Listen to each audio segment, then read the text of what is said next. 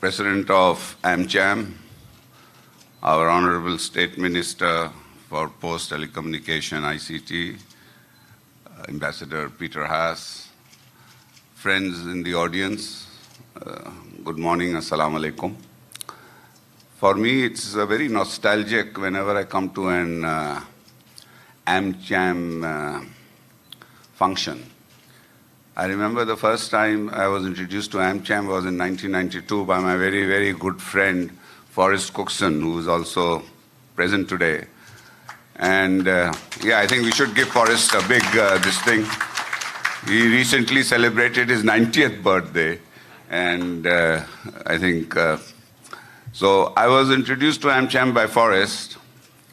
And I don't remember now, 1992, I was either the president of the Metropolitan Chamber or Metropolitan Chamber. I think I was the president of Metropolitan Chamber at the time. So when we used to hold, when the chambers would try to hold an exhibition, what we would do is go to the Commerce Ministry and say that, fund us. You have to pay us, arrange for the making this exhibition, trade exhibition, we need money. And so we used to go, then the Commerce would recommend it to the Finance Ministry, then we would run to the Finance Ministry, try to get some money, and then that's how we would do it. So when Forrest said that AmCham is holding the first American trade show, so I was very curious. So I said, where are you getting the funding from? The US government funding you, or how is this happening? And so Forrest said, no, why? All the guys who are going to exhibit there, they have to pay for it. And I said, wow, that's a good, we never thought of that. Then, of course, there was this luncheon. They have this, I think, monthly luncheon. So then Forrest invited me to one of these luncheons. So I said, okay, very good, I'll come. But then he said, again, you have to pay for that. You can't go to that lunch without paying for it. So I think actually AmCham paved the way, because after that, today now when we see these huge exhibitions with BGMEA or the Plastic Association or the Pharmaceutical Association, now when we see that these are huge exhibitions being held by these trade bodies, and they don't no longer go to the Commerce Ministry for funding, it's self-funding, the people who are participating, they pay for it. So I think the entire trade community owes Forrest a lot of thanks is due to him for paving the way and showing us the way how the Americans do business. Actually, as Ambassador Haas mentioned, that in the last couple of decades, Bangladesh's economy has changed, especially since 2009, when Honorable Prime Minister Sheikh Hasina came to power. We have actually transformed Bangladesh's, not only the economy, but the entire socio-political landscape of Bangladesh. And it is, I won't go into the figures, all of you know it. And that has actually made Bangladesh an attractive investment destination. But I agree with Ambassador Haas. He says that although it is an attractive destination, we must now try to, because it's a competitive global environment. So we must now try to bring or attract or lure what, as he mentioned using his term, the investors to Bangladesh. And for that, of course, we need to create an enabling environment, and that's what we are working towards. As far as the ease of doing business is concerned, we have been working a lot on that, and we have been actually working on ICT, using our IT, the fact that our digital network which we have created, and to do what I strongly believe is that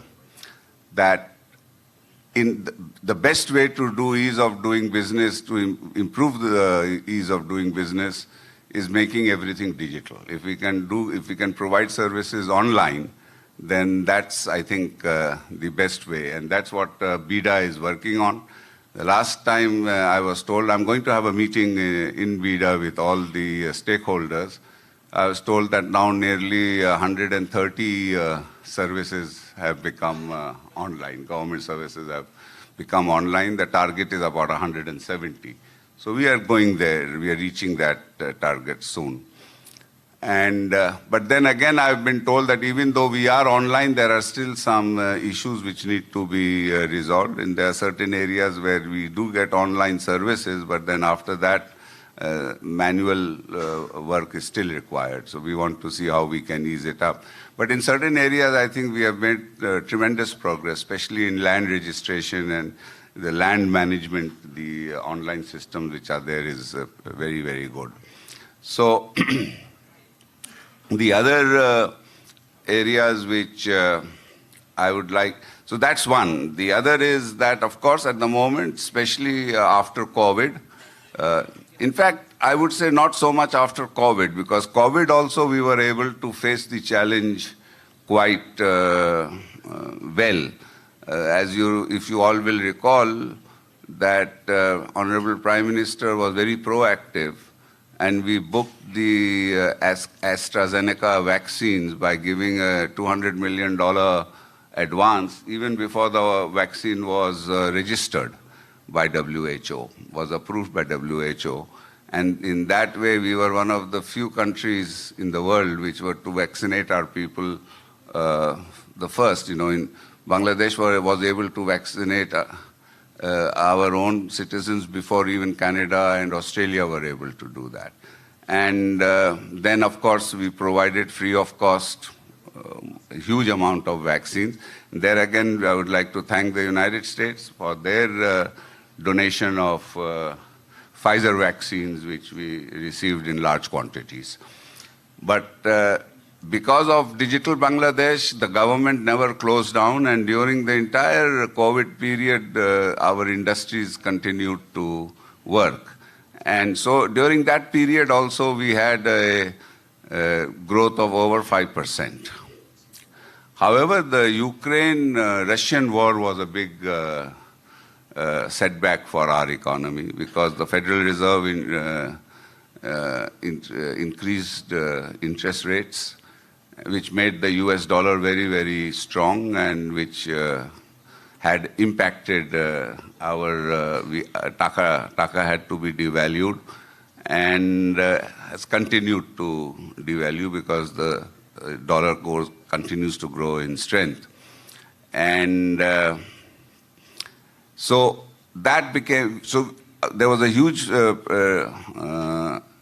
pressure on our reserves, as well as on our interest rates also. So for a long period of time, the Taka had been very stable. That became destabilized, and interest rates, which were also quite stable, had to be, and as you know, yesterday, the central bank has taken some very, very significant decisions as far as both the exchange rate and the interest rate is concerned. However, these challenges are there, but I'm sure we are able to, we will be able to meet these challenges. The challenges are not faced only by Bangladesh. Many other countries are facing the same challenges, and I think we are able to, we will be, inshallah, able to face these challenges as things go. One of the big challenges which we also have, and many of the persons sitting in the audience have been, since it is now time for the budget, have been meeting with me, and the tax regime, the VAT regime, the custom duties, these are, of course, in everybody's mind. This is foremost in everybody's mind. It's normal before a budget. And I have been saying this, that we need to have serious reform in our taxation system. Unfortunately, our tax to GDP, our revenue to GDP ratio is one of the lowest in the world, and definitely is the lowest in South Asia. And from last year to this year, in fact, the ratio has gone down. So we need to reverse this, because if we don't do that, then the economy will face serious challenges. And I have been advocating for a long time, and that in order to increase this, what we again need to do here is that we need to increase the tax rate. What unfortunately the NBR has been doing is taxing the people who are within the tax net. They tax them more and more, and those who are outside the net are left free. So we have to reverse this. In fact, we have to widen the net and lower the taxes. And that's the only way I think we can actually increase our revenue. The policy which NBR has been following has not yielded results. If it had yielded results, then our tax to GDP ratio year to year would not have gone down, it should have gone up. So I think this is something which we are looking at, the government is looking at this very carefully. In the next budget, we hope to have some, at least to have some real measures on how to widen the tax net. One of the areas which I feel is important is, again, digitalization. We need to digitalization our tax management, VAT management, customs management at the border level, and we should bring everything online. Some work has been done, but I think a lot more work needs to be done. I'll now talk about absolutely that the American companies which invest in Bangladesh and they bring in huge technology, and they actually make some critical contribution to our economic development. One example, which is a very good example, is I remember there was this debate going on, you know, when we started running out of gas. There was this huge debate going on that we have to import LNG. And then everybody said that, well, importing LNG, you need a land terminal. And to build a land terminal, it costs $2 to $3 billion, and it takes 4 to 5 years. So before we do that, how are we going to, it's going to take a long time to import LNG. Then, of course, this idea came up about that, well, there are also FSRUs. You can have these floating terminals and you can then import LNG. And they said that, well, in Bangladesh, an FSRU is not possible because of our cyclone-prone area, and our areas, our coastal area is not suitable for an FSRU. And then the American company Accelerate, they went and they did a lot of research, and I think they worked over nearly 1.5 years. They did just studies to see whether an FSRU could be placed in the Bay of Bengal. And then they came up with a proposal, and they said that it can be done. And there was a lot of skepticism, a lot of people who were skeptical in the government. In fact, I remember when the decision to award Accelerate the contract was taken, we were completely divided. There was one group who was saying that this is an absolutely futile exercise and we shouldn't do it. And another group said that no, it can be done. Accelerate have done the required studies. They are showing through evidence that this is possible. And then, of course, the contract was awarded, and Accelerate successfully was able to bring that FSRU. We started LNG import, and today we have now already 2 FSRUs, and a third is also being planned. And this was a game changer for us as far as our energy needs was concerned, that if we had not been able to import that LNG at that time, then our energy costs would have been extremely high. So that, I think, is the one example where when American companies actually do come, the technology they bring along with it is also very, very useful for the, and I know this is just one example I'm giving, many other examples are the same. The other day I was in an event which Palak mentioned a little while ago, that the first Bangladeshi cloud powered by Oracle, and there again we saw that the potential is immense. So again, I feel that Bangladesh recognizes that the American companies investing in Bangladesh definitely is very, very good for us, and we would like to create an environment and definitely would like them to come. All of you have already invested in Bangladesh. I think you should act as our ambassadors, and you should actually help us in attracting more American investment to Bangladesh.